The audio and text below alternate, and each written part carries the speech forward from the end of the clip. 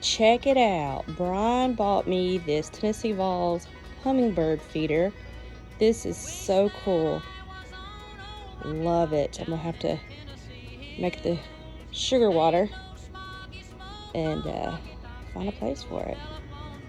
All right, that's where it's gonna go. I think it looks perfect there. Hopefully the hummingbirds will find it and start landing in there.